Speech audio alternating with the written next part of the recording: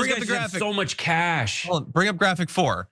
He was repeatedly just chanting on social media, ban TikTok. Ryan Fournier, same exact thing. They're now saying like, he saved it, it's amazing. Their tweets are still up where they were calling for it to be banned. And the thing is, I don't even know if it's really like hypocrisy, because I don't know that he ever meant any of it. I don't know if he means it should have been banned or that it should stay. I think he was literally just saying that's what Trump said, so I guess I'm for it. It's like the Republicans who are like, well, I like Trump because he's an isolationist. He's gonna get us out of conflicts. And now he's talking about invading Greenland and invading Panama. And they're all like, yeah, invade Greenland and Panama. It's amazing. Charlie Kirk literally went to Greenland to precede the invasion. So they don't even have positions. It's just, what do I need to say to seem like I'm with Trump or whatever? And hopefully enough people, including in Gen Z, are paying attention. Now, maybe they still think, sure, it's hypocritical, but I want TikTok. And so, Biden was gonna kill it. And sure, Trump said he would kill it, but he didn't. Okay, that's fine. You can go based on the results or whatever, but just bear in mind, the guy that can change on a dime when a check is signed can change once again when another check is signed. And maybe Mark Zuckerberg or Elon Musk writes him a bigger check next time. Like, I want America to own TikTok because I love this country. And the forced sale aspect of it, AOC points this out. It's like they didn't think it was a forced sale. Like most of the people who voted for it are saying it's a ban. Like, anyways, those are my thoughts. I got one more story. Very hypocritical, very deceptive. Okay, let's jump right into this, and apologies in advance for doing this to you.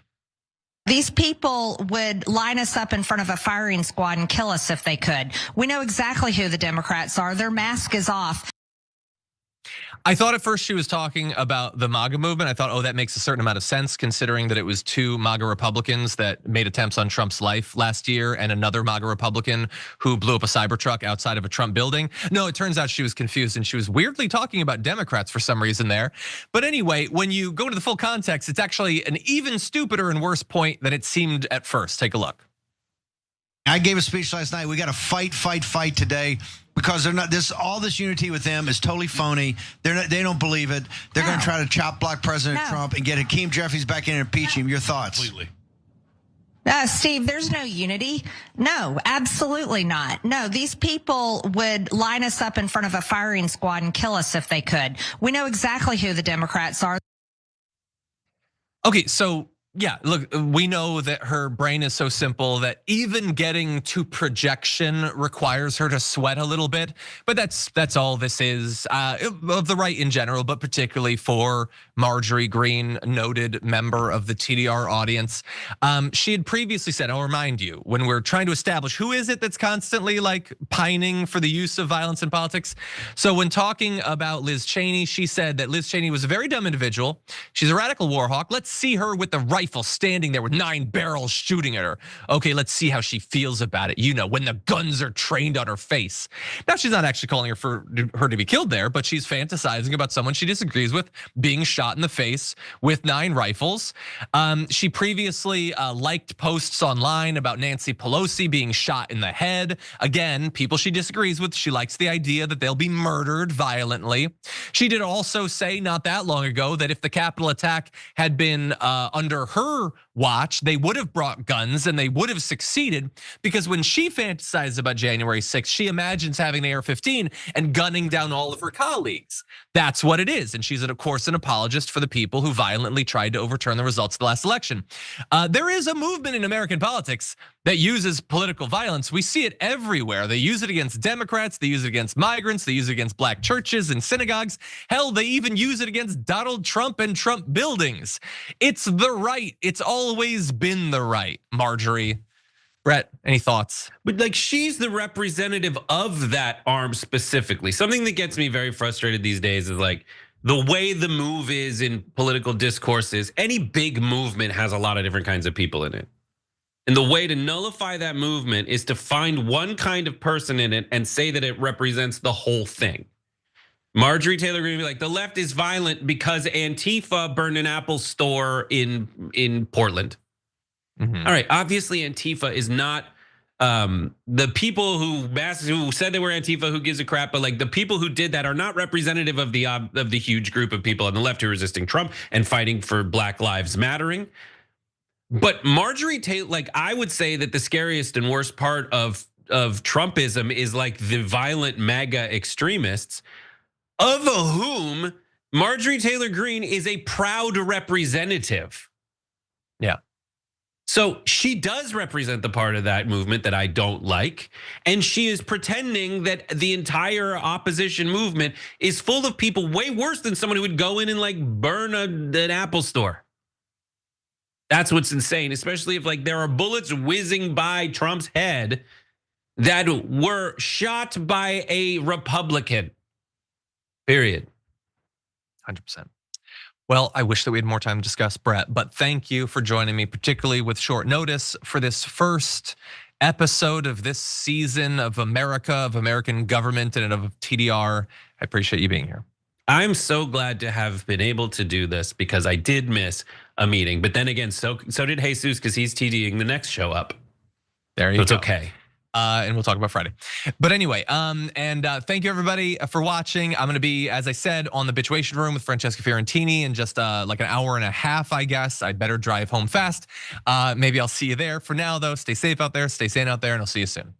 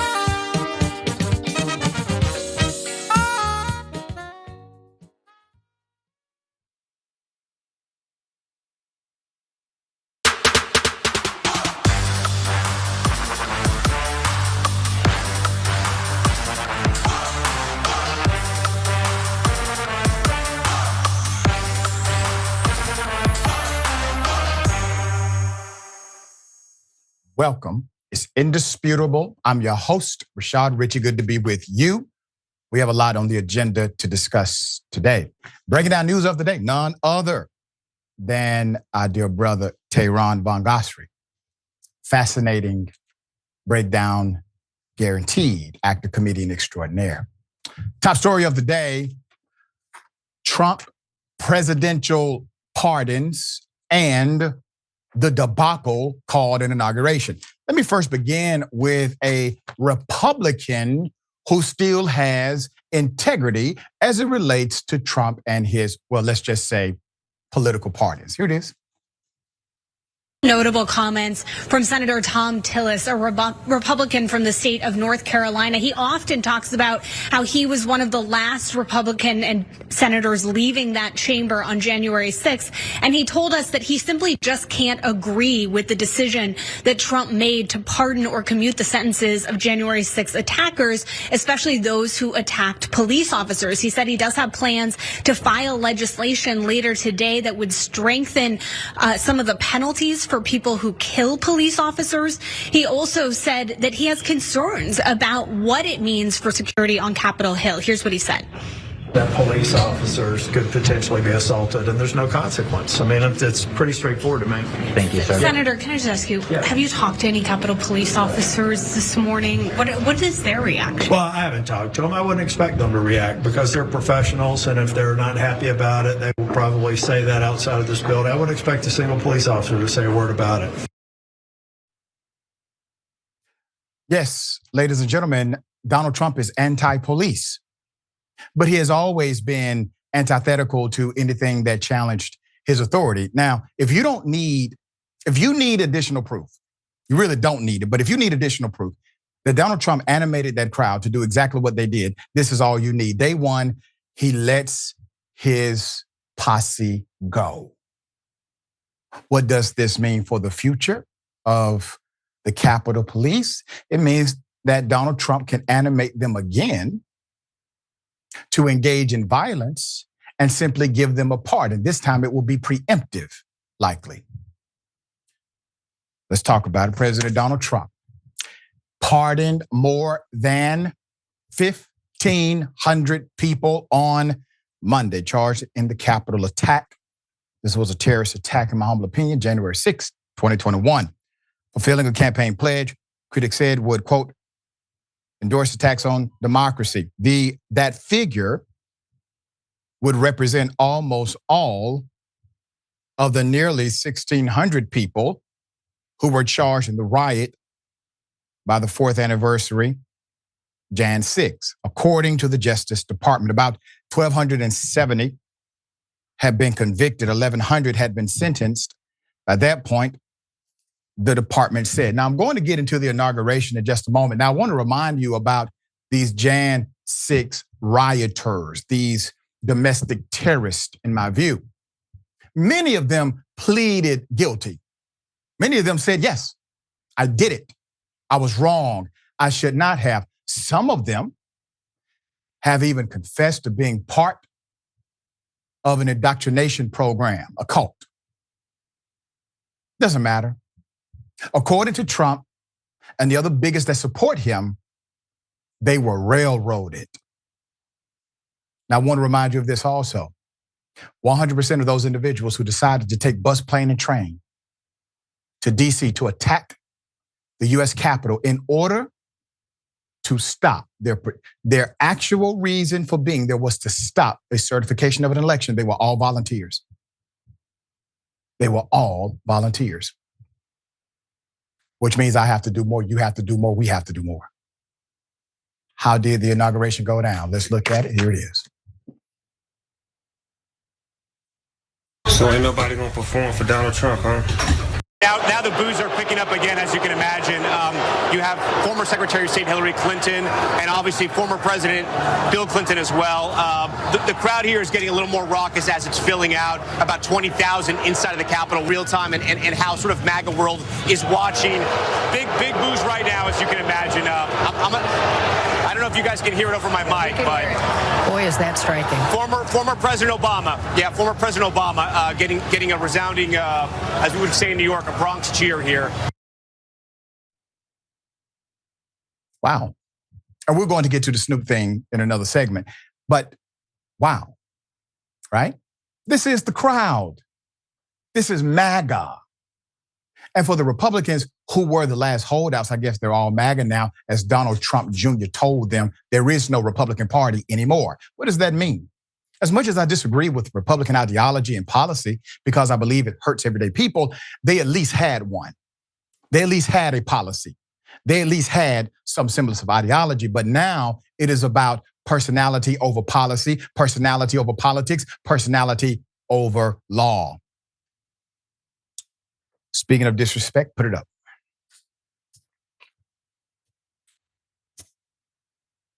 Country music star Carrie Underwood sparked outrage on social media Monday after appearing to snub former Vice President Kamala Harris by deliberately deciding to not shake her hand following her performance at Donald Trump's presidential inauguration. There. But she did make sure to shake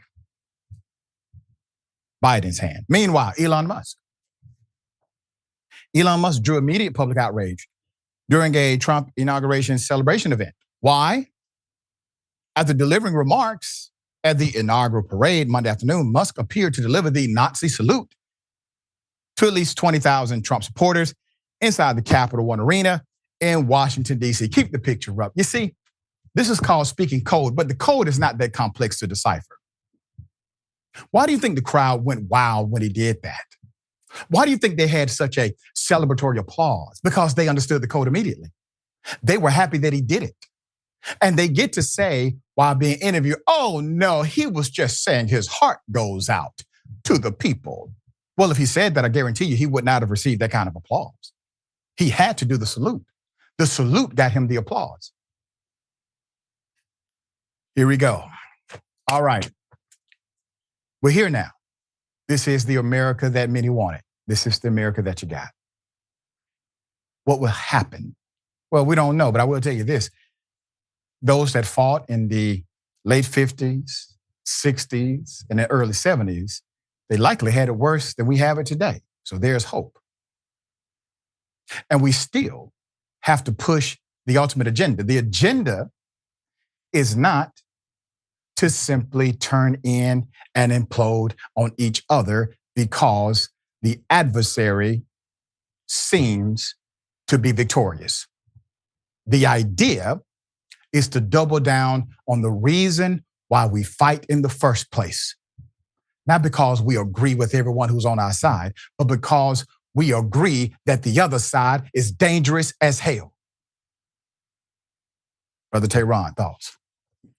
Well, first, let me begin with the alleged Nazi salute of Elon Musk. I think that we're making too big a deal out of this. Why are we upset that a now newly appointed high-ranking government official, South African apartheid benefiting multi-billionaire oligarch is making alleged Nazi salutes? That wasn't, he was giving his heart out to everyone. Have you never done that? Do you not do gestures like, this is put key in the hole? You know, this, I want to eat a sandwich. You've never done a gesture. No, sir. Accidentally.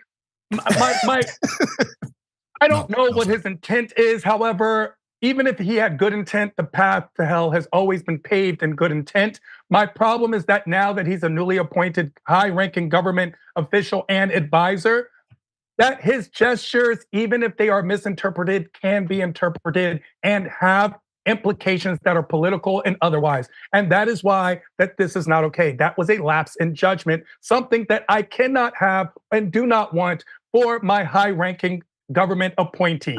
That is all.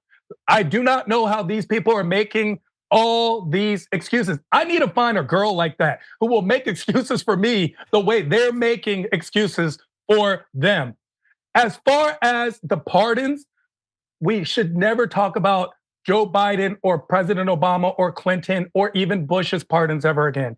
Pardoning 1,500 plus January 6th rioters is inexcusable for the simple reason that it validates, justifies, and literally pardons the behavior of people who attempted to storm the Capitol and cause a civil war. What they did was treason. If that had been a group of Black Lives Matter protesters doing the same out of anguish for racism in this country, would we have seen those pardons? If that was a group of Muslim people who were basically protesting religious intolerance in this nation, would we have seen those pardons? Or would we have used words like terrorists?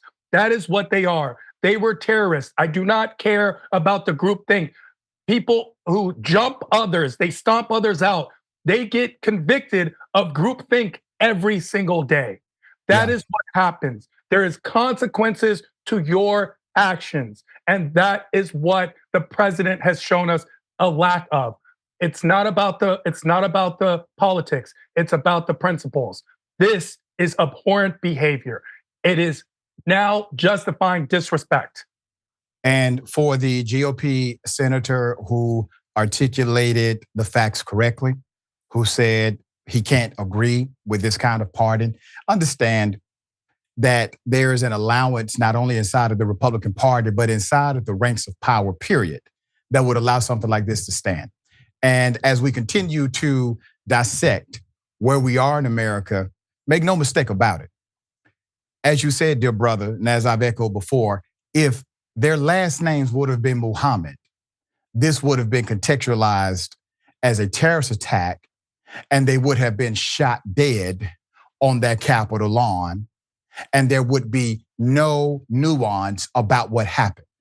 But because they happened to be white and maybe from Arizona or Georgia, etc., That made all the difference in the world, proving that privilege is connected to skin color and not simply the behavior for accountability. And so now he's done it. All right, we're going to continue to bring you updates. We got more to come. All right, hell of a story. If I told you that a doctor has been accused of abusing patients, then I told you not just some patients, but let's just say over 200. Put it up full mass.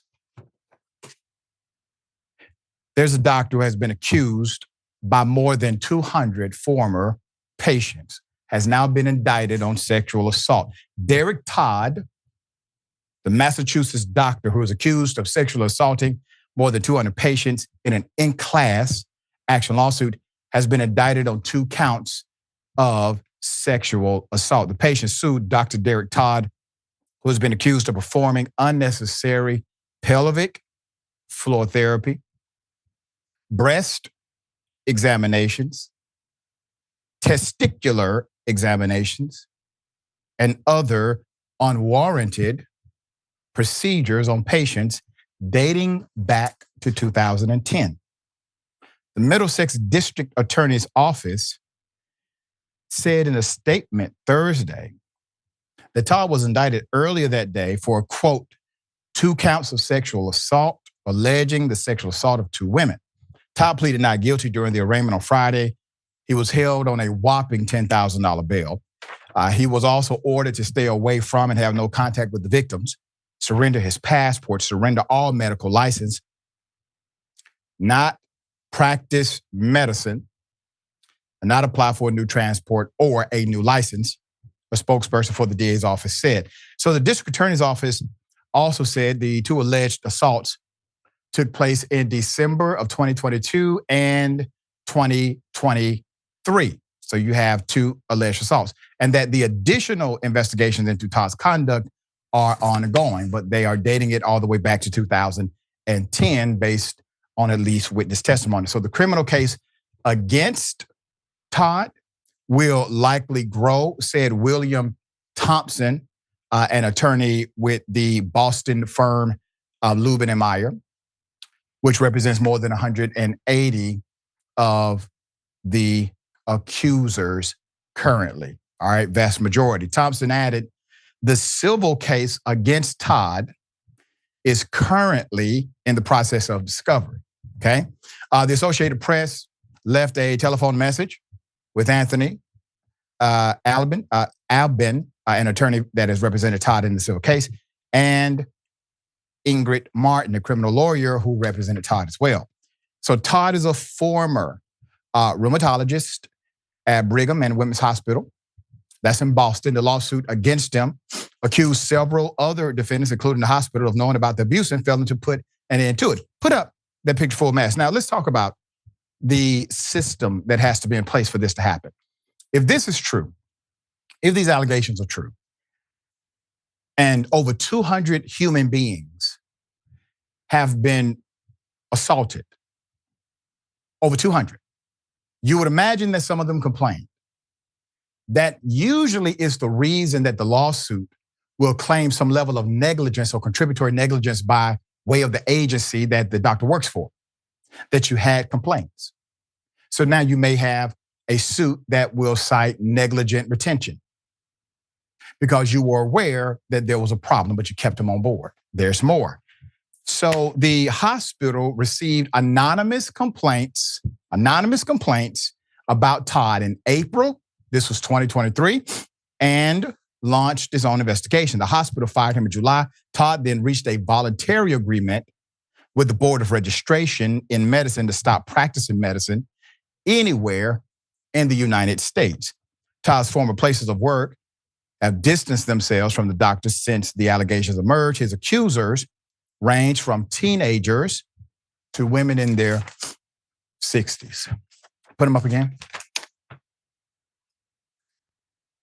Many times individuals who are considered to be in positions of public trust and have a lot of power due to their knowledge and expertise are allowed to get away with things other people would never get away with one time.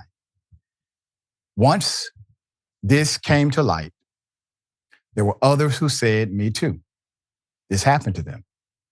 Now, this is an extreme case, obviously. But at the end of this, because it is contextualized in the healthcare system, this will be a massive amount of money paid out to victims, and it will cost that hospital.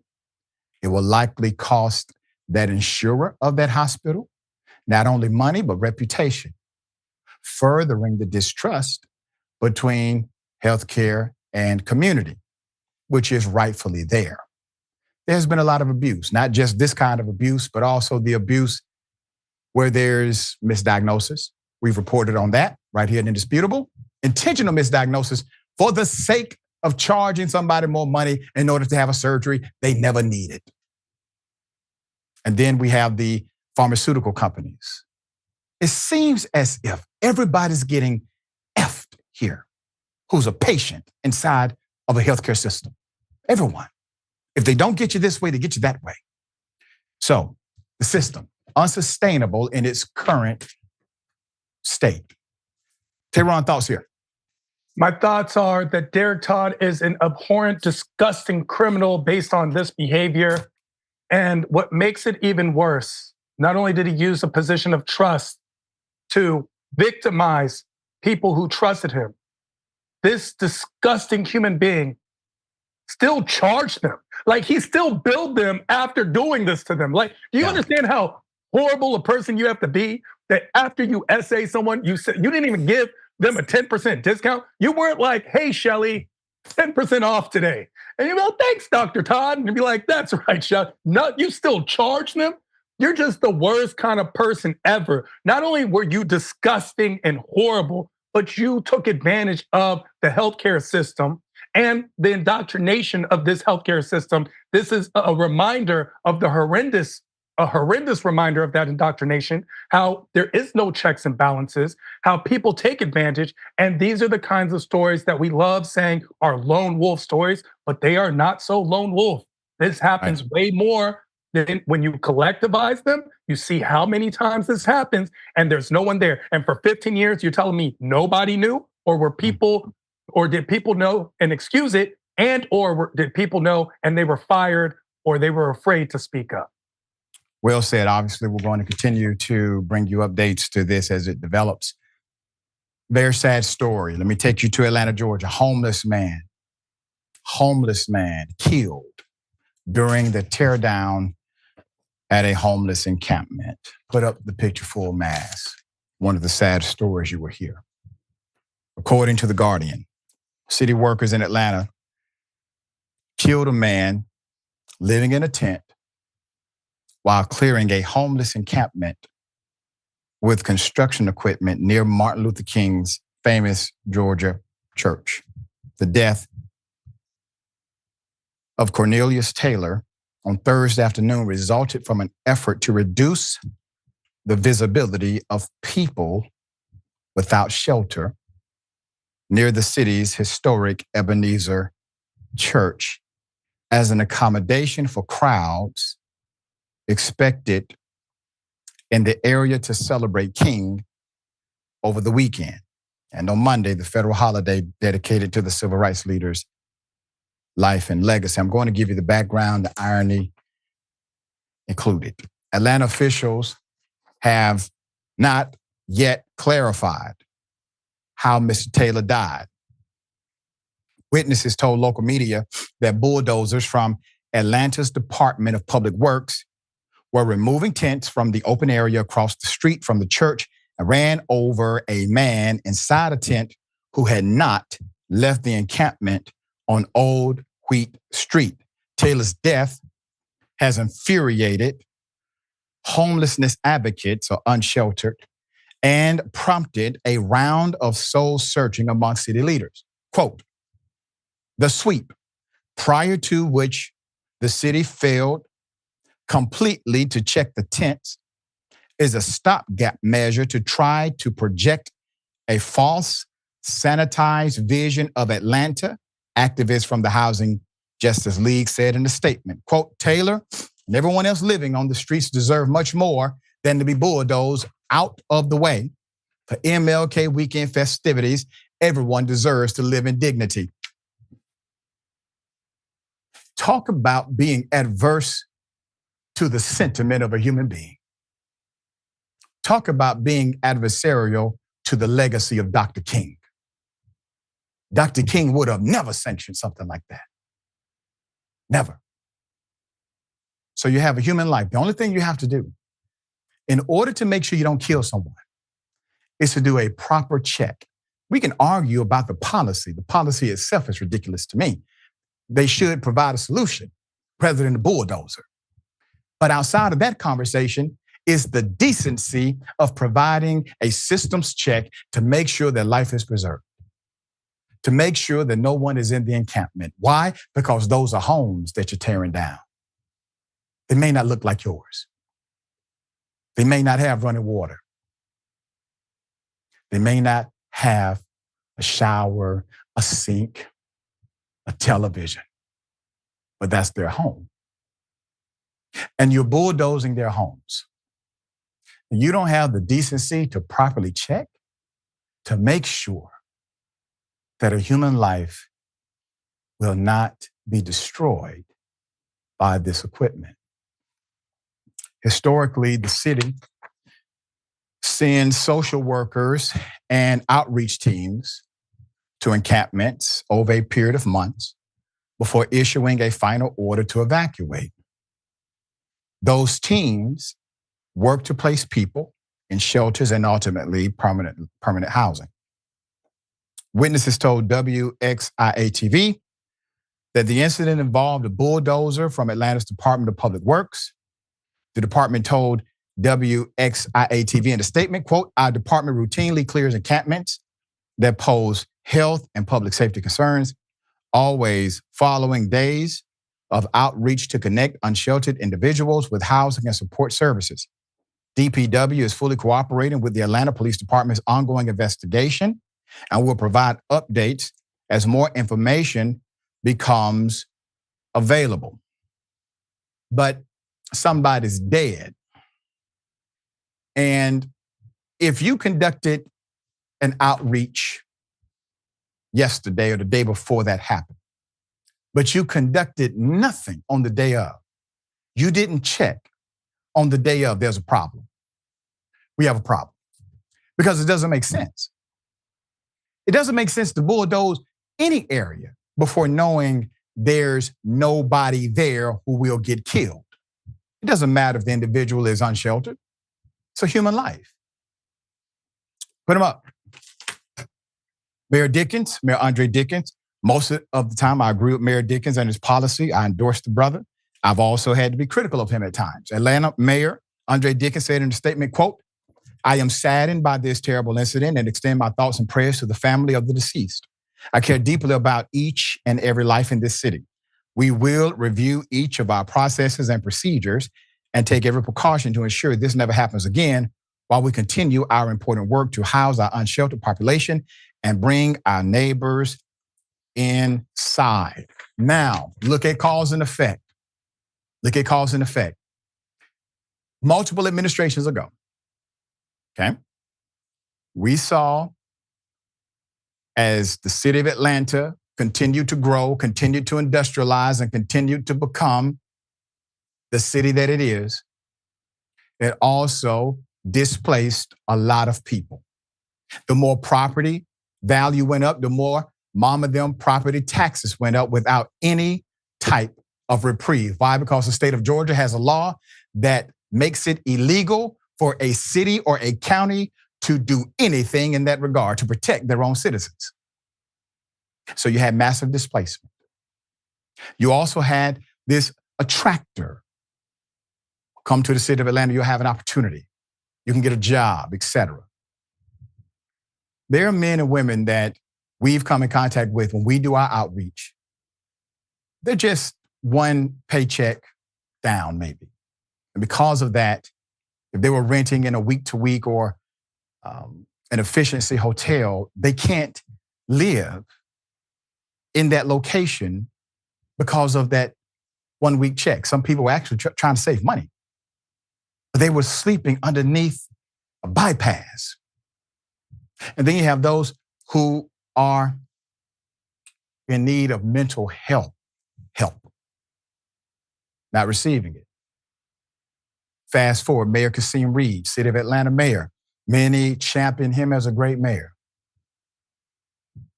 He closed down the shelter, provided no accommodation, no remedy. And we said to the brother this would happen. We said to him, don't do this without having a remedy for those you're going to displace. There was no remedy. And now here we are again. They deserve an answer. They deserve a solution. They deserve a remedy. They deserve to be treated like human beings. The city had been working with people at the encampment since April, had placed many of them into shelters, according to Catherine Vassell, that's the CEO of the city's homelessness organization, Partners for Home. Atlanta announced an investment of $60 million in new public funding, the largest amount in the city's history, to address homelessness last year. That investment comes as Atlanta wrestles with a 60% increase in unsheltered homelessness since the coronavirus pandemic, after previous years of declines.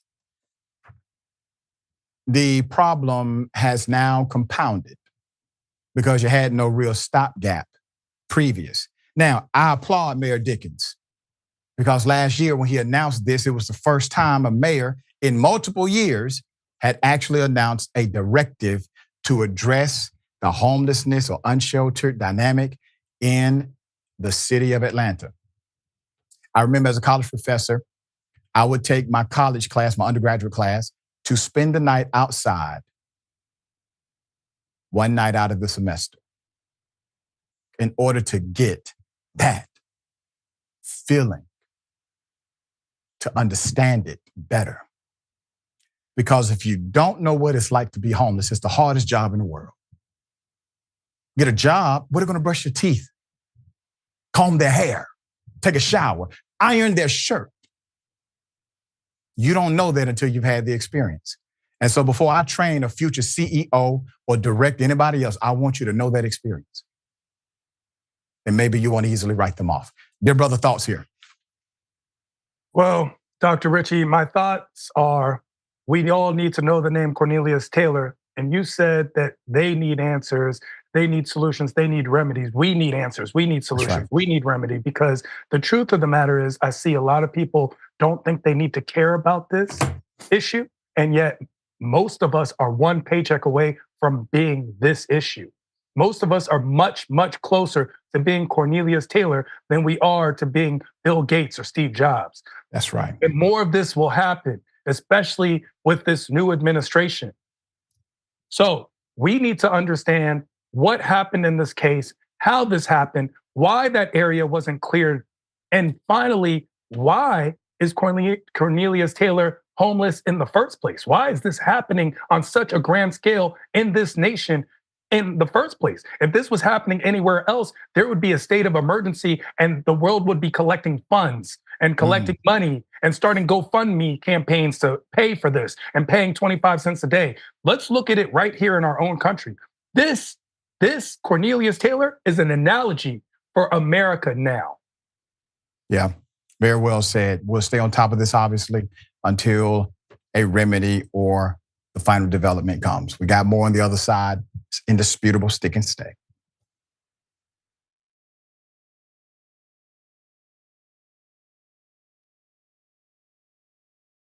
Damn it, they failed us. And if you're not angry about that, Michael, and any of you out there, then you're damn wrong, because you should be angry. Young Turks. It was genuine. He was mad. Cenk Uygur, known online as one of the Young Turks, isn't afraid to throw some punches. 3, 2, 1, fade up. Cenk the Turk Uygur. What kind of TV station is this? The whole point is for me to yell and scream and tell you what I think. It was right out of like Wayne's World. This guy on this little rinky-dink website is speaking truth to power. We've been averaging 600,000 views a day, beating most of the cable shows in America. We're the largest online news show in the world. We're celebrating our 1 billionth view. television. We're coming. More politics ahead with Cenk Uygur. He knew that the MSNBC opportunity was an experiment. And Phil and host beat CNN and Headline News combined. At some point, they want to give me a show. Every single year, that comes out of our paycheck. We put it in, and you're saying we were suckers. When you, as a host, tells someone you're interviewing to shut up, that's going to raise a red flag. That guy needed a tall glass of shut up juice. If President Obama's doing the wrong thing, I'm not going to tell you that he's doing the right thing so I can, quote, support him. He says to me, you won't believe the meeting that I just had. The head of MSNBC talked to me. They want him off the air. Cenk took an incredible risk. We're supposed to challenge the government. That's the role of the media. The Democrats and the Republicans are here to screw you. And who on the air is saying it? I wouldn't have done what he did. That if I'm going to be a talk show host, I should be the biggest talk show host in the country. I don't think anyone else does it better. I don't think anyone's even close. Before you know it, I'll be back on your TV doing a national show. I guarantee it.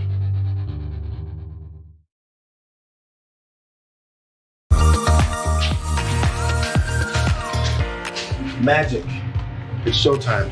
And say 45 minutes. I'm hosting today. Now, I know what you're thinking, JR, your face is already perfect, but you know what? I still need to apply some makeup. I went through this process, right? A few years ago, when I realized that I was gonna have to wear makeup on the show. I had to go through like finding out what my undertones were. You guys know what those are? I got my MAC Cosmetics. It says SPF 15 foundation, broad spectrum. But apparently what I have is red undertones, and I think pores are not supposed to be seen. I need all these things to be confirmed for me. These sponge things don't work for me. You gotta use your hands. This idea. That's how the magic really happens. So we're gonna go through a tutorial how to make the magic happen from beautiful to beautifuler. Let's go. I've already been moisturized. That's the first thing. But moisturization already happened. We go raw, all hands. Pick up a couple streaks. This is the guy way of putting on makeup. We got dots.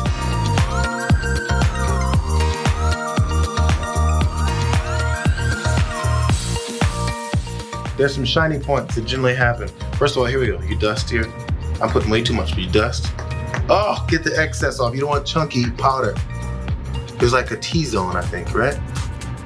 Mine is a double T-zone. Because I went middle and another cross. Make sure your nose isn't all shiny.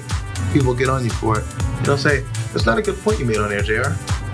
Your nose is shiny. You guys are picky like that sometimes. I think that's about it, fellas and ladies. See you guys next time. Bitsies.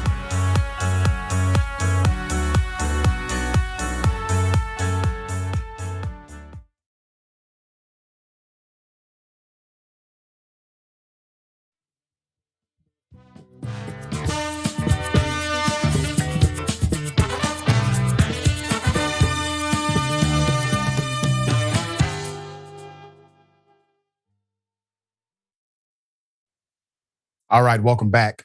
Always good to be with you. We have a lot of show left. Let me read some of these comments. Always thankful for everyone who joins the conversation. Dick says, spot on, Tehran.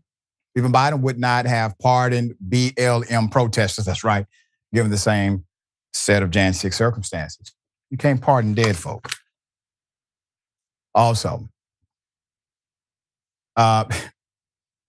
Steppenwolf, I always wondered what kind of juice Snoop Dogg was sipping with Jen. Turned out to be orange juice. I see what you did there. That's good. That's funny. And thank you so much for that. So we have Neil Whittington, New Clue Dragon. Thank you. Parties, 1-6 convicts further disqualifies Trump from holding office according to Section 5, 14th Amendment, giving aid and comfort to the enemies thereof. Very astute observation. You are completely correct. If we had the fortitude to actually enforce it. And John Morton, thank you for this. So glad you covered the Bobby Johnson story. Your staff and people were so professional. Hopefully, I can say she left soon. Thank you for everything. And thank you for everything as well. We got time for one more. RJL Network, America was supposed to make history by electing the first female president yesterday, not the first felon for president. Well, America was given a choice. All right, got something for you. Ladies and gentlemen, I wish you Karen would. You want to call the police on them for having a barbecue on a Sunday. I feel free! Back off! I'm going to tell them there's an African-American man threatening my life. Do you live here? Yeah. You do? Papa! I don't believe that. What? I don't believe that. Come on. Right, come on.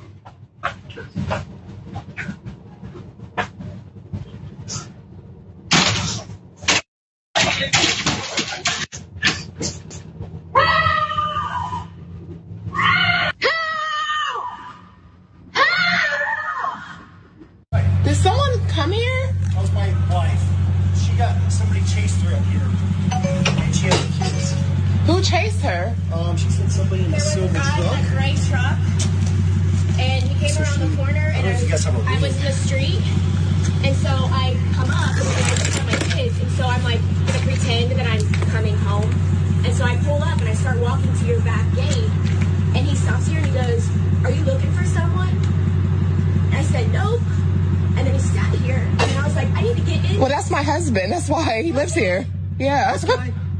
He lives here. So he came in and he said there's this lady screaming, and I'm like, that's... She got all worried. Well, that Karen has since responded to the backlash she has received on social media. Here's the response, and I have an update.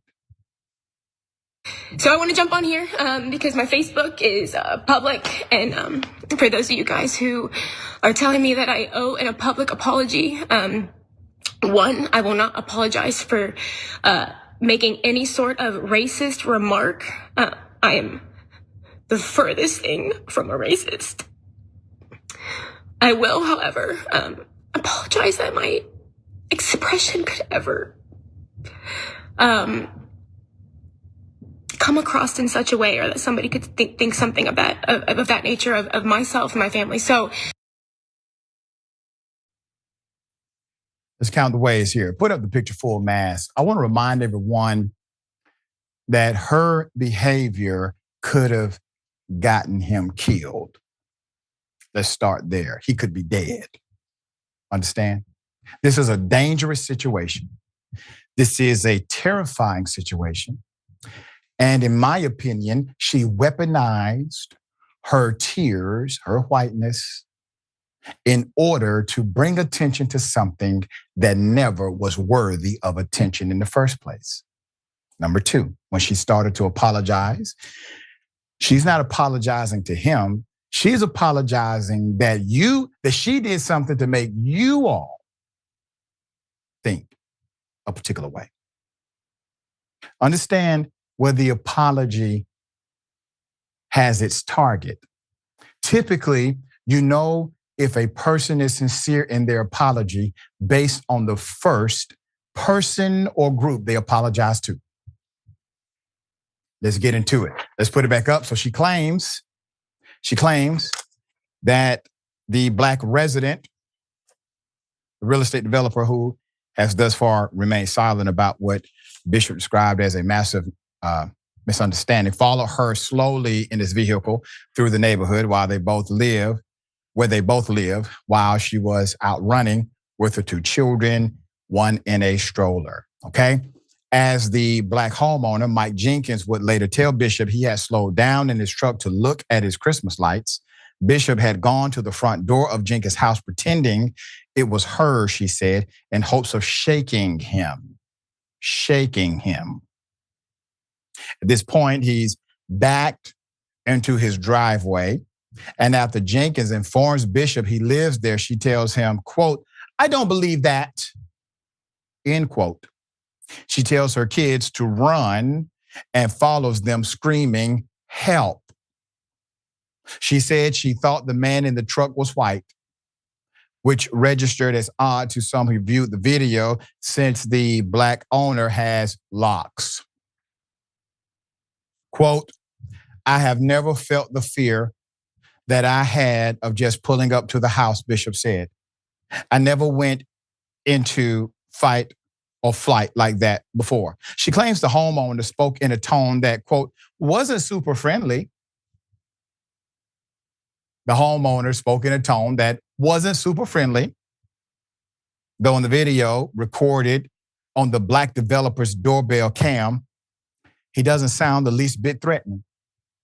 Bishop broke down in tears in the video on Saturday. She noted she apologized twice to the homeowner and his wife. Quote, they did not take my apology, Bishop said. They did not take how dare they not take your apology? They didn't take it? Ma'am, the word is accept. The word is accept. They're not mandated to take your apology. It's a courtesy to accept it. That's not your contextualization. There's more. Her second apology ended with Bishop telling him, quote, please don't say you're upset with me. Please don't say you're upset with me. A hint that she wasn't sorry about how she reacted, but instead by how she might be perceived. Don't tell anyone this happened. Don't say you're upset at what I did here. Let's keep this between us. Why? Because perception was the actual goal. Why did she hop back on social media and cry again? Perception. Perception. So since the video went viral last week, Bishop said she's been inundated on social media and on her cell phone by people calling her, quote, a racist pig, among other things, okay? All right, here we go. So let's just say someone believed her cries. Let's say someone believed that she was being chased by an angry, not very courteous, not a super friendly black male with locks. And this was so dangerous that she had to tell her children to run. She's running and screaming like a mad person, and somebody believes it. Somebody who's looking outside of their window, maybe driving down the street, they believe it, and they start to pursue this black male. Black male has done nothing wrong. Black male gets shot. Black male gets injured. Black male could get killed, right? That's the extreme scenario on the other side. So when you weigh it, let's weigh it properly. The most that will happen with her is people will realize, ma'am, you're likely racist and not like it. There's some who will like it. There are some who will, hell, you may get a job in the Trump administration. But there's some who don't like it. That's the worst. The extreme version for the black male you victimized is death. You understand the difference?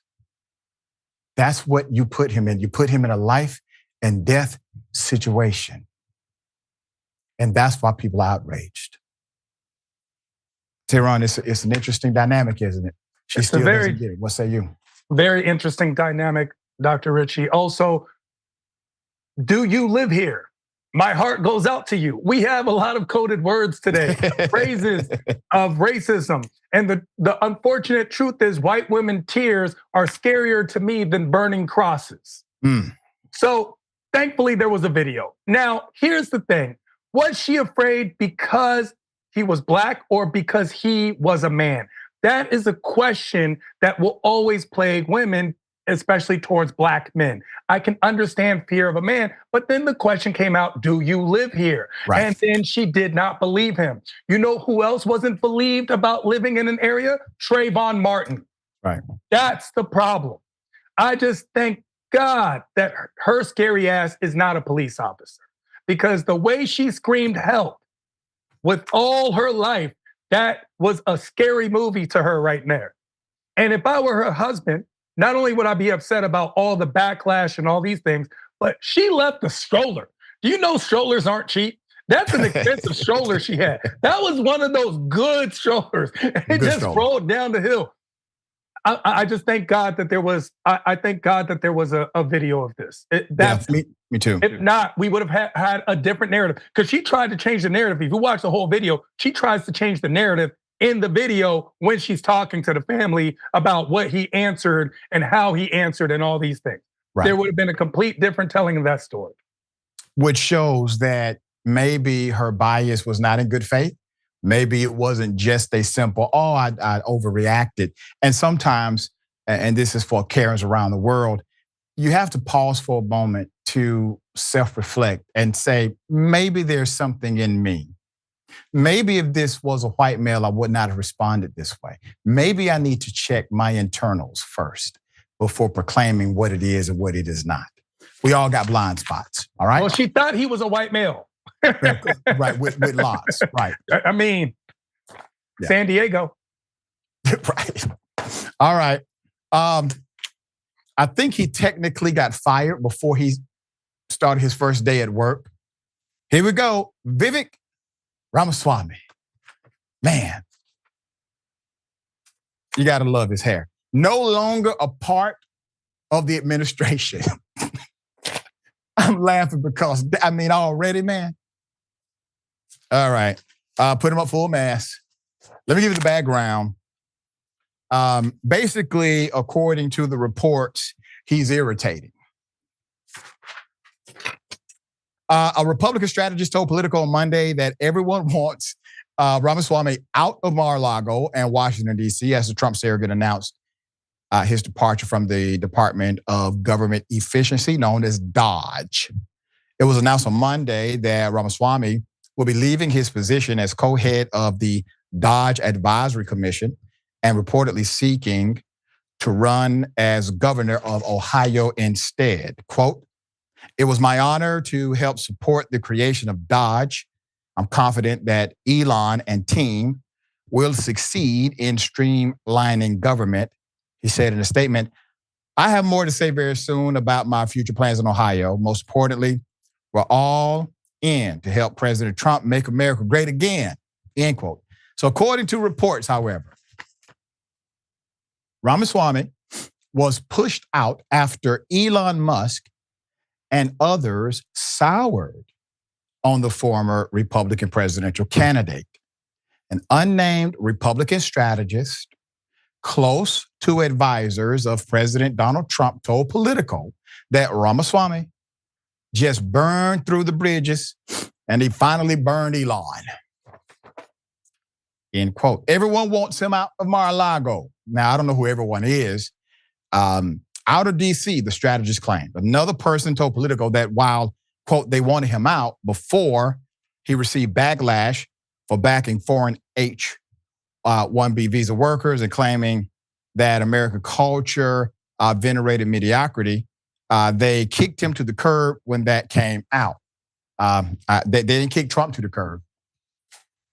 All right, Ramaswamy mingled with Ohio Republicans at their inaugural ball here Sunday night, but he left conspicuously early, according to 3 attendees who were granted anonymity to share the details.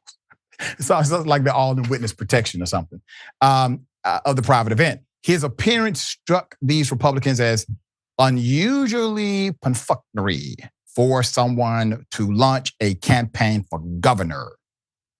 Quote, "He can't bother to spend more than 45 minutes with 1,400 of the most influential Republicans in Ohio," a GOP leader said in a statement, "is next level arrogance." What? Ramaswamy, I really do hope that you're understanding what's happening to you.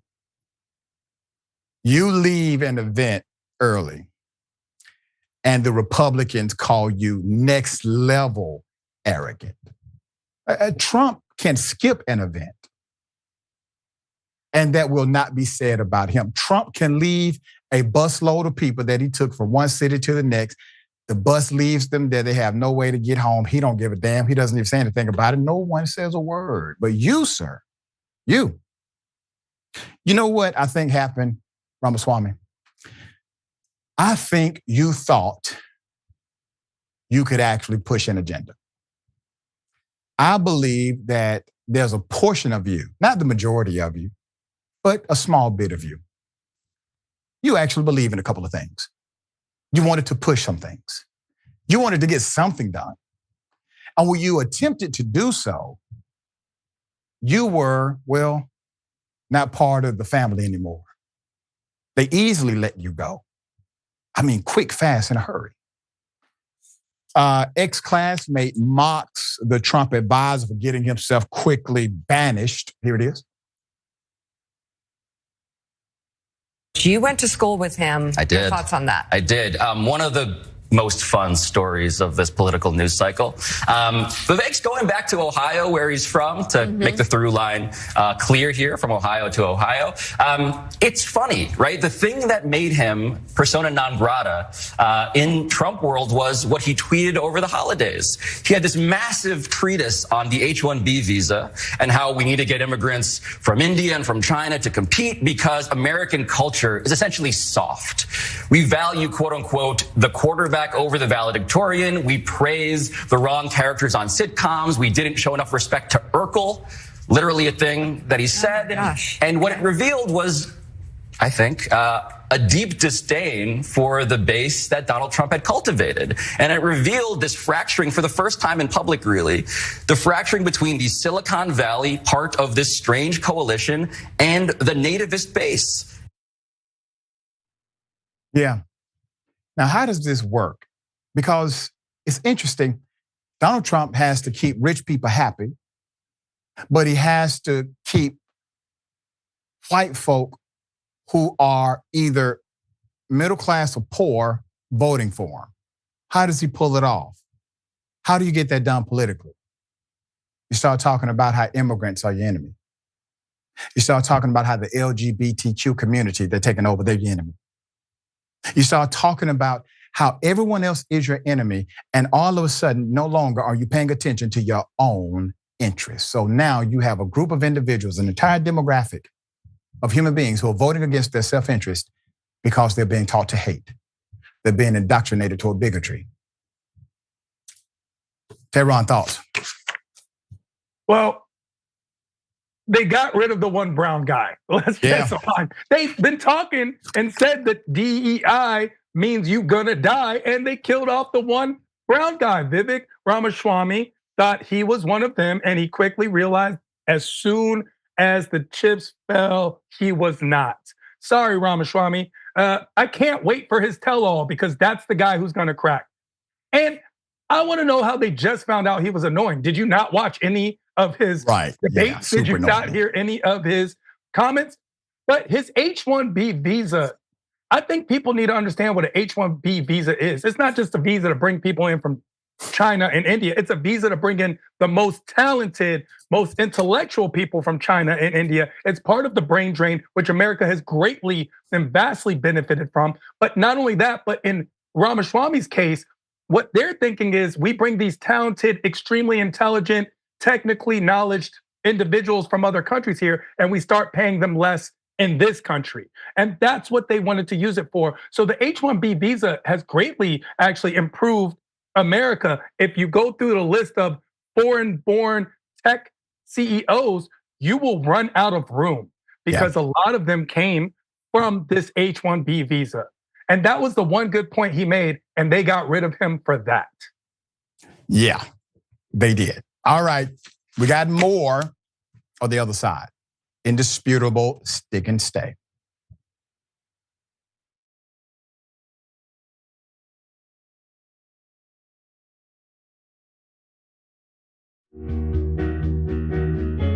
Our audience has given us everything, so we couldn't be more connected. When we first started, people would start giving us directions and say, okay, the mics are too large, move them. Turn them into lav mics. I mean, they were incredible. And then one guy walked in and gave us a really expensive switcher and said, you guys need this, and walked out. Okay, it's amazing. They helped us build a studio. They did a $2 million funding campaign for us. And so they really are us. We do this show together to the point where some of our hosts are even former listeners.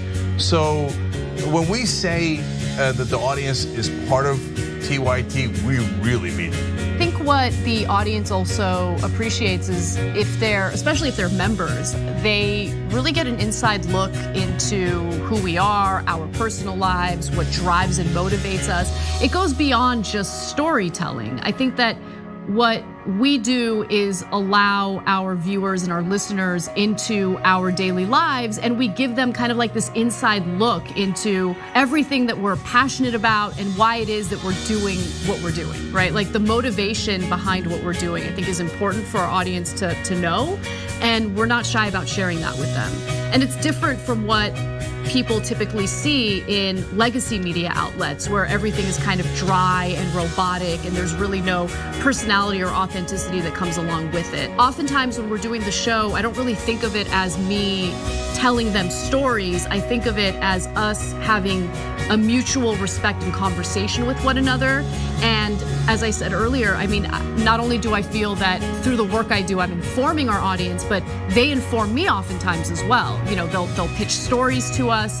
They'll tell us, you know, a certain perspective or angle to a story that we might have missed. And I love it.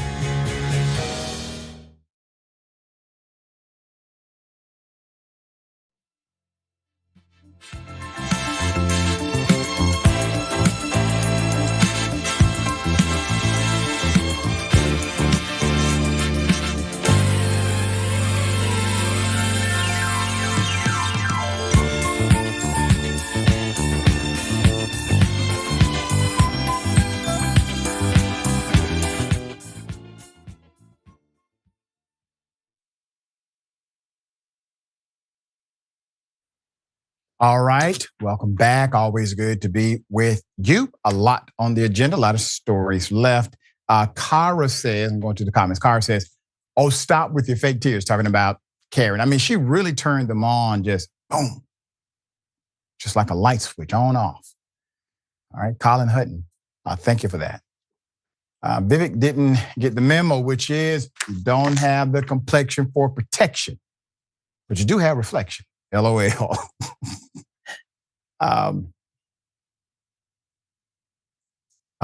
David Morris, talking about the Karen, says, I'm white, I'm a total prize. Of course he's following me.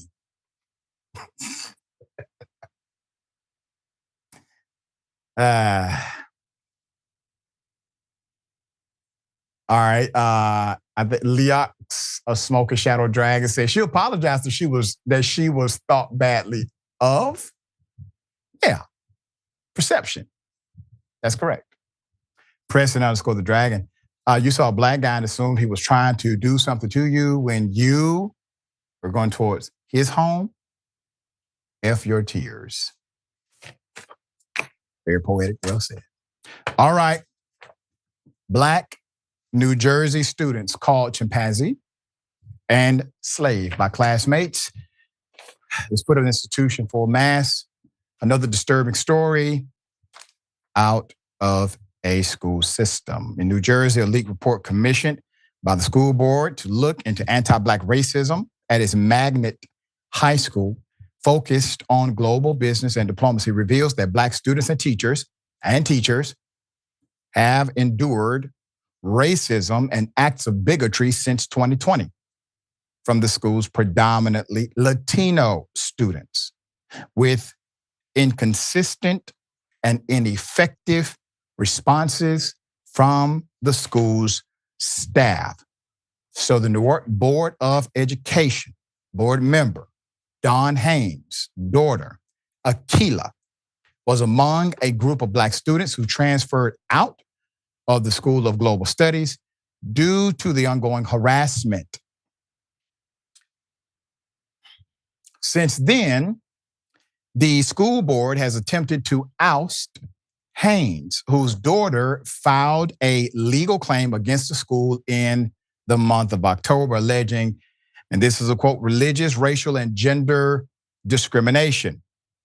Harassment also that caused physical and physiological or psychological, harm. The board claims Haynes has now a conflict of interest and could harm the district.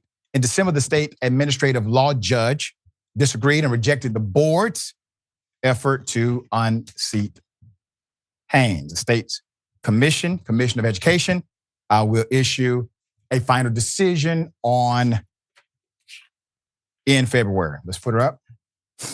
So I'm going to take it to November 2022. Black student Terrell Coley told district leaders he had been called smart chimpanzee in his English class, and that his classmate, Akilah Haynes, who is a Black person and also a Muslim individual, had been called the N-word and terrorist by Latino classmates while walking down the hall. Another student said she was called, quote, a slave, end quote. David Allen, a Black student who was then the school's student council president and the founder of its Black Student Union, told Chalkbeat that Haynes, who was his best friend and an honor roll student, had left the school due to the ongoing racism she experienced. Allen himself transferred out in 2023. Allen told Chalkbeat that a group of students in his history class made racist jokes about blackface, lynchings, and Black stereotypes in violation of the district's harassment, intimidation, and bullying policy, but faced no consequences. 2 Black teachers at the school who claimed they were subjected to racial harassment and hostility resigned and filed legal claims with the State Division of Civil Rights, reported Chalkbeat. They have since sued the district in a lawsuit filed in Superior Court of Essex County that alleges school and district leaders created a hostile work environment where they experienced racial discrimination and retaliation. The lawsuit is ongoing. Allen and 4 of his friends then compiled audio recordings of students using racial slurs during class and listed instances when Black students faced harassment and reported it to the school's vice principal, Hoda Abdul-Wahab, who promised an investigation. Superintendent Roger Leon promised students and parents at the board meeting that he would fix the problems. Leon held an assembly for the junior class where they were told, quote, if they don't feel comfortable, basically they can leave, the report said. This was interrupted by many students as, quote, if you don't like it, you can leave it, and seems to have catalyzed several Black students to transfer out of the school, as well as a few Black teachers. But the harassment by the same group of students continued. And Allen said when he met with administration officials months later, they claimed they knew nothing about the racist incidents the Black students had shared with the vice principal. Quote, so this kind of pattern with them, Allen said. So this is a kind of pattern with them, Allen said. They'll pretend they're going to do something and then kind of just sweep it under the rug and pray for the best and hope it goes away, end quote. So Coley also later transferred to another school district. So you got massive transfers happening.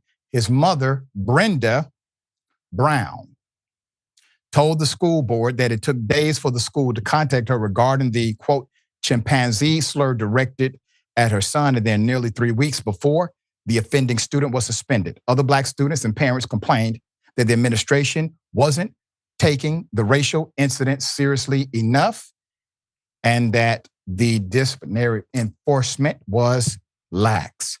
The draft report leaked this week said the Black students at Global Studies told consultants they were called the N-word on a regular basis by Latino students, as well as other racial slurs, including monkey, Black B-word, etc. Latino students also used vernacular phrases such as bruh and Wakanda forever in ways that were mocking.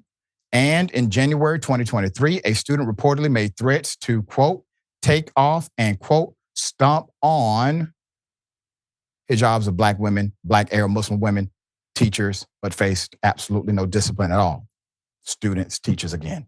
Reviewers found that some Latino students who use racial slurs and express anti-Black sentiment, that they would basically deflect their significance by claiming they were kidding or they themselves identify as Black. Quote, importantly, no Latino or other non-Black student denied their Black peers' experiences or accused them of exaggeration. They basically co-signed that it did happen. The reports said Black students were further alienated by school assemblies organized by school and district administrators to address their concerns, the consultants found. An 11th grade student said the lack of punishment contributed to the frequency of racial incidents, despite being told 1,000,001 times to stop being racist. The non-Black students have been running rampant, saying the N-word and other slurs, but face no punishment. The student said, not anything, not a suspension, not an expulsion. Nobody was made an example, and teachers would say nothing about it. Some of the teachers and other adults at the school district described the Black students' experiences and descriptions of racial incidents as exaggerated and irrational, dismissive reactions that eroded trust between students and adults. The report noted. The school district has fought to block the public from viewing the report, assessing how it was handled, how it has handled outcry about racial discrimination or harassment of Black students of the School of Global Studies for a year and a half. A draft version of that report dated May 2023 was actually obtained by Chalkbeat, published this week. What do you have? You have culture. We've talked about this many times on Indisputable. You have a culture. You have a culture.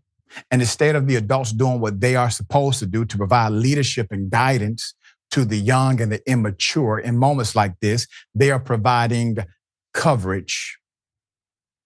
This doesn't help the students who are being offended, and it does not help the students who are doing the offending. You are not in an academic environment simply to learn academics. You are there to understand who you are, what you are, and how you are in a social construct. This is where you learn your morality. This is where you learn your judgment. This is where you get a little wisdom, some guidance from people who know a little more than you know. But when you don't even have that structure, what will they have when they leave that school? Nothing. We're going to stay on top of this story. Obviously, my heart and prayers, your heart and prayers go out to those who are victims here. We've reported too many times on this show the extreme effect that this kind of bullying can have on a child. All right, Tehran, thoughts here? My thoughts, first of all, I want to commend Terrell Coley and Akilah Haynes for being brave and speaking up and speaking out, doing what they're supposed to do. It is not easy, especially if they face academic or educational backlash because of it. Second of all, I want to praise them for going to the administration and accepting the hierarchy and thinking that something was going to get done. And now let's look at this, because a lot of people will say, but they're Latino. Just because they're brown doesn't mean it doesn't go down. There is a word for the N-word in every language. Racism comes in multitudes of forms. And the idea is no government policy can fix racism, but we can abolish systemic racism and we can punish racist behavior.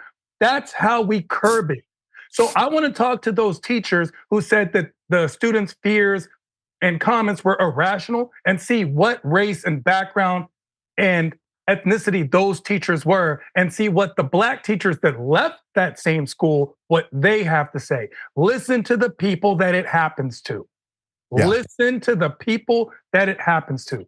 This is another reminder of racism being rampant throughout our entire culture. It is not just the school's culture, it's American culture now. That's right. Well said. All right, we'll bring updates as they come. All right, here we go. Snoop Dogg, Rick Ross, Nelly, Soulja Boy, all of them. Trump concert galore. Let me do this first. Let me remind you of what Snoop D-O-double-G said back in 2017. Here it is. So ain't nobody gonna perform for Donald Trump, huh? Which one of you jigaboo ass gonna be the first one to do it? I'm waiting. I'm gonna roast the out one of you Uncle Tom ass for doing it. Which one of you gonna do it first? Now cut to 2025. Snoop Dogg, Rick Ross, Nelly, Soulja Boy. outraged their own fans. Here it is, right here. You see this.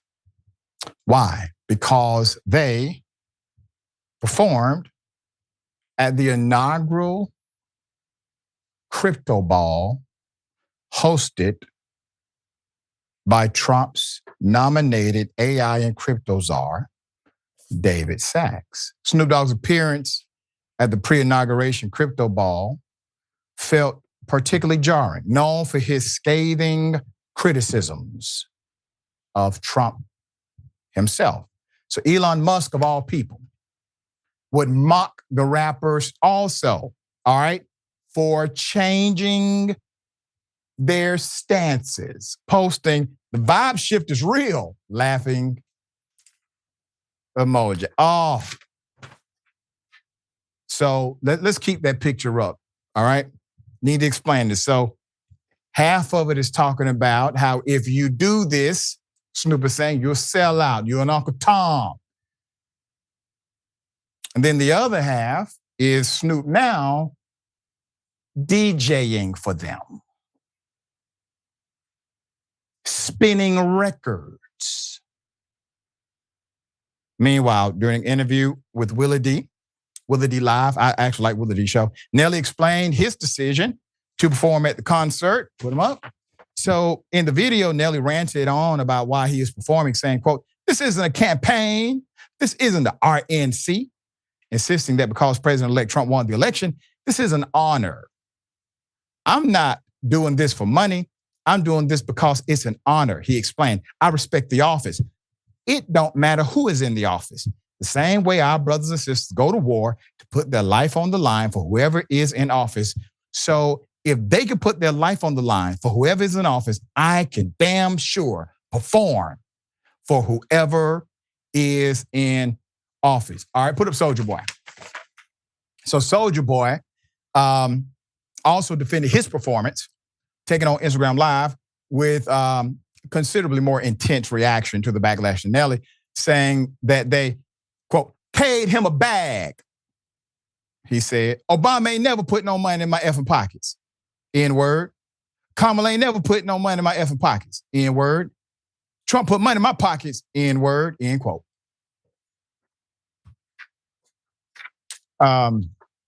With the exception of Soulja Boy, I'm going to talk to everybody else like they're mature human beings. So the reality is this is not about simply performing for a person or the country, so to speak. This is about policies that are adverse. Put them up again, put up the pictures.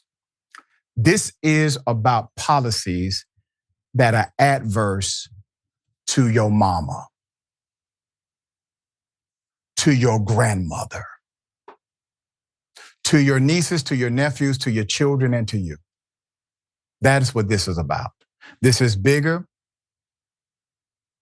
than the money that was put in your pocket, because Soulja Boy done said it. Y'all got paid.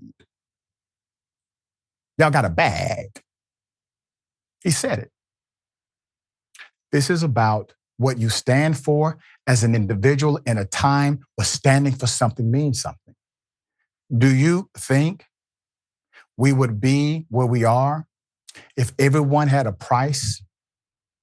Do you think we will be where we are if it had not been for men like Dr. Martin Luther King Jr. and Malcolm X and others who could not be purchased? Don't fall for it. At some point in your career, I do hope you apologize for this blunder of a mistake. Because when you stood up back in 2017, you weren't standing up because you weighed a political wind or a political measure or some type of future money. You said what you said, Snoop, because you knew it was true, you knew it was right. Now, there are beasts even inside of hip hop where you won't be featured on somebody's album and somebody won't be featured on yours. No matter how much money they pay you, you will never be seen with that individual. Well, how is it all of a sudden we make exceptions for this? Policy is bigger than a person. Standing up for something has to do with who you are inside of your heart, not anything else. All right, Tehran, thoughts? Well, my thought is this to Snoop Dogg, Rick Ross, Nelly, and Soulja Boy. every one of your songs have the N-word in it. So I need to know what songs you perform in front of that crowd and didn't look around like who's singing along too much. Right. Who's singing along too much? I would have respected it a lot more if they all simply said, we did it to get the bag. Also, I do want to remind everybody that this was for the crypto ball. There is a big interest in the rap community for crypto and everything crypto. So this was the crypto ball. However, it was Trump adjacent. We do need to keep that in mind as well. But I do know Dogg has a lot of interest in the crypto world. And I can't help but feel this blackface jigaboo vibe, the tap dance vibe for all of it, especially with Soulja Boy's comments afterwards, how he presented it. Had he simply just said, I got paid, and that's what it was. Nelly, had he said, I got paid, and not tried to defend the lack of racism from President Trump. Rick Ross made no real comment, and Snoop Dogg also just went back on his own word. My thought on this is simply that getting paid is not enough. How many white performers turned down the Trump administration because they knew that this wasn't right? It is an endorsement of sorts. And so you will be responsible for that. You're allowed to have whatever political view you want, but just remember how many white artists turned down President Obama. Right, and you are well within your right to have whatever political view you want. So am I, so are you. And just remember, we've looked to people like Snoop and others to not just provide entertainment, but also to provide context and nuance and political commentary. They have taken positions of leadership in politics, okay? How do you take a position of leadership in politics now when you took money from a Trump adjacent organization and sit there and endorse, at least for one night, the foolishness of it all? All right, dear brother, always good to have you on the program. Tell people how they can follow and check out your great work. Thank you so much. Find me all across the board at I Am Tehran. Of course, performing at shows near you. I'll be having a big show February 6th at the Laugh Factory, a big show in San Diego on March 2nd, and a bigger show coming to an international tour. I Am Tehran all across the board on social media. If you don't know how to spell Tehran, it's like the capital of Iran. Just watch Fox News. Trust me, we will be bombing me sometime soon. Thank you, dear brother, for all of your insight and brilliant analysis. Until next time, my friend. Thank you, sir. All right, we got the bullpen next. Stick and stay.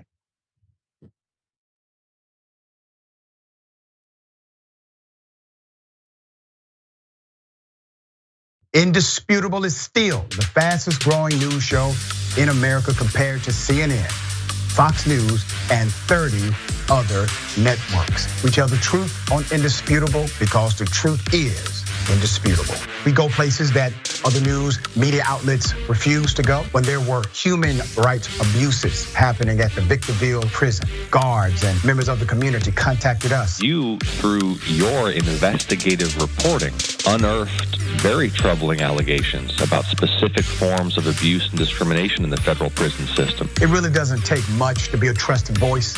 All it takes is to be fearless, report on matters, be an advocate. I called it the bullpen intentionally because it's a place of preparation. We present individuals who may have an opposing view, so we debate. Sometimes we interview individuals because their stories deserve to be heard.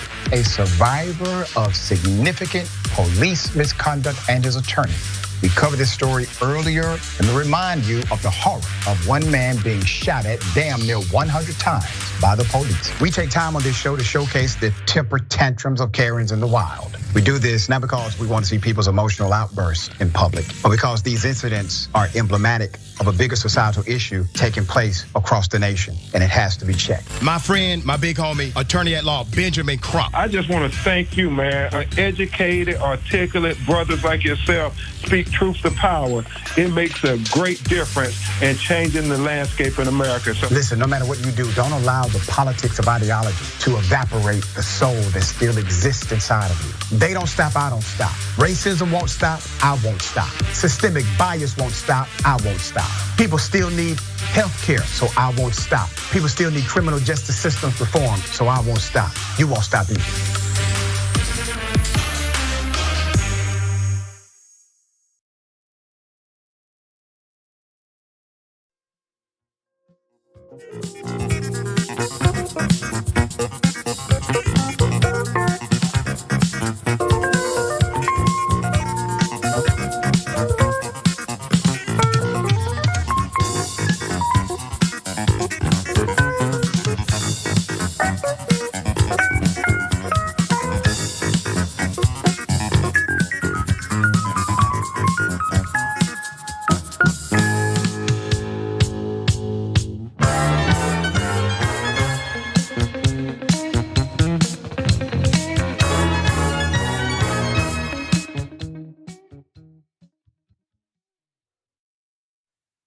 Ladies and gentlemen, welcome to the bullpen.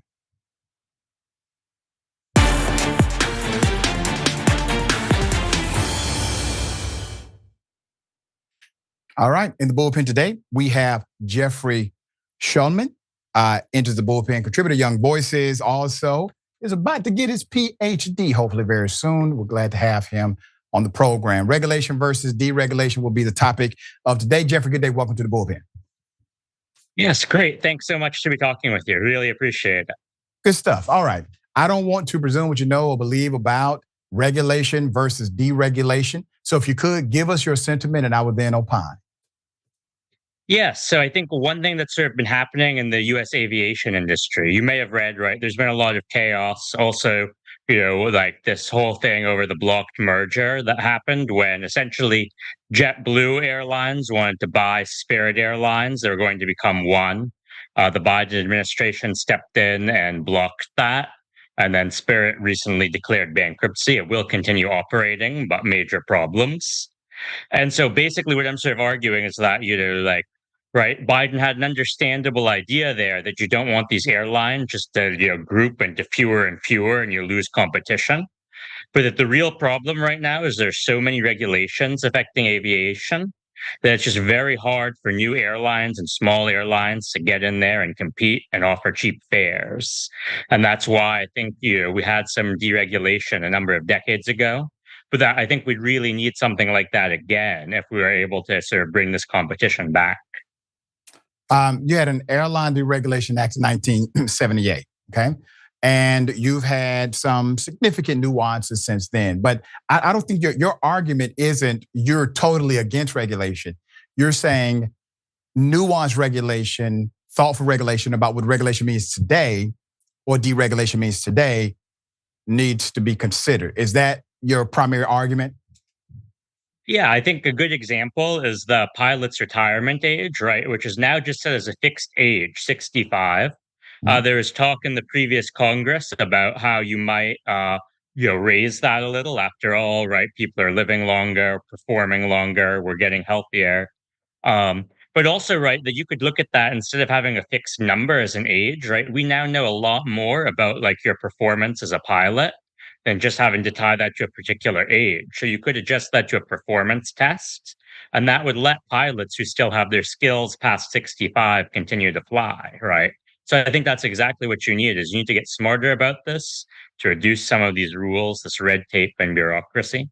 Let me tell you some of the challenges with that. So number one, you already have a difficult enough time finding pilots that are actually senior pilots that can fly an aircraft without having, a junior trainee with them. So you already have an issue with that, number one. You're probably going to expand that issue if you go to your model. Number two, you have to think about the insurance carriers. There are insurance companies who are involved in the conversation about, well, if you have a pilot that's older than 65, that creates a higher liability according to the insurance company. Now, I'm not saying the insurance company is correct. What I'm saying is you have to figure out a remedy for that issue because that cost will be passed on to the consumer, thus taking away the advantage that you're trying to create for the consumer, which is a lower cost. Yeah, so there's a couple ways you could deal with that, right? And before I just get into that, right, the reason why consumers would benefit if you did that is just that the current established airlines, they already have the pilots, right? So it's much harder to recruit new ones when there's a shortage than if you already have a supply in a pipeline. But part of the way that you'd be able to deal with those issues, for example, with insurance, right? If you come up with like a very good test system that assesses performance, so you can say, in terms of at least liability insurance, right, for these airlines, okay, this guy's going to perform just as well as a younger guy. We have proof. That means you could adjust those premiums. Likewise, right, if you were to raise this age, then you are simply increasing the pool of people who can fly. And so hopefully that's going to bring a few more pilots and I'm only interrupting for sake of time. What would you increase the age to? For retirement? Yeah, so I think if you're going to be smart about it, you wouldn't need to pick an age. You'd say so long as you are passing this test, right? And then you have a series of benchmarks. Of course, right, like it's possible that the test would be hard enough, right, in terms of like reaction times that nobody over a given age would just be able to pass it, right? But you'd see a slow petering off. and you'd read about the one guy who was very old who passed it. And right? what agency But would it be wouldn't just in be a strict charge? age. What agency would be in charge, or would this be a complementary dynamic for the airline and then an agency oversees the process? How would you roll that out? Yep. So Congress would have to go in and make that change. And so it could choose to structure that however it wanted, whether it wanted to do that through the FAA, the Transportation Department, that would just be up to Congress how it wanted to structure that, because the current pilot's retirement age is set by Congress. And would it be a simulation as a test or actual performance in flight miles?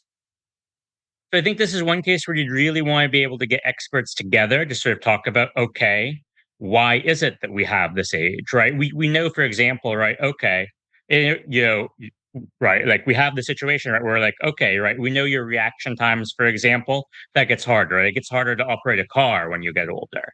But what particularly those skills are would be something that you sort of want to leave to a panel of experts to sort of set and ask, what makes you a good pilot? What skills do you need? And which of those skills decline with age? That would be really interesting. I think it's a heck of a conversation to continue. We haven't visited that or revisited it for a long time. It may be worth a revisit. Overall, do you believe that at least within the framework of thoughtful regulation, that regulation is a benefit in many arenas? Or are you a deregulation guy generally across the board? I think the key, right, is to have as little regulation, as few rules as you can before it, right? But of course, right, like in something like flying, right, you don't want your plane just crashing, right? Of course, it makes sense to have some sensible rules, but generally what happens is these things just pile up one after another. And so I think the default approach should be to reduce rather than to increase the number of rules where you have a choice in doing that. Well, and see, that's where we really differ. Because if you don't look at each policy nuance, I'll give you an example. There are people who are living today because of regulation. You could look at when regulation started, how many lives were saved from manufacturing to processing and beyond. Child labor laws, that's a whole different beast. But once again, that's because of regulation. And regulation saved children from being put in dangerous places and not having the proper training, et cetera, in order to do these very dangerous jobs. Those individuals are alive today because of regulation. Regulation also contributes to what? The elimination of usury, or at least attempting to stump out usury inside of a system. Regulation has led to an increase in minimum wage dynamics per state. And to be honest, a lot of Republicans do believe in regulation. When Donald Trump threatens a tariff, that's a regulation. That's a regulatory utilization of the presidential power. So that regulation has no boundary, basically, within the confines of the presidency. So regulation is typically agreed upon when a Republican is doing it. But then when a Democrat proposes it, it becomes something adversarial. Absolutely, right? Like you make some interesting points. I think the key is, though, right, that you always wind up having downsides, problems that come on, right? Yep. Say, for example, right, like child labor laws, right? You don't want little kids working in sweatshops, right? But what happens if you just make a law, okay, nobody under 18 can work? I'm not saying that's the case. I'm saying, what if you get that, think that's a good idea? Suddenly now, like a kid, can't earn money, delivering a newspaper or, serving ice cream, right?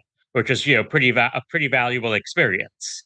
And so that's really a case where you have to ask yourself, okay, what is the least regulation way that we can prevent these kids from being exploited, right? Because if not, you're just preventing people from doing things that aren't only, good, but that they want to do and that develop them as people, right? Like I know I was able to work through this program when I was, I think, 14, I think it was. And we taught kids at the summer school, just limited hours. There's a structured way to do that, for example. That wasn't exploitation, but it was really a valuable experience for me. I used the money I saved to buy a bicycle. Jeffrey, you're making a point by arguing the fictional extreme of another.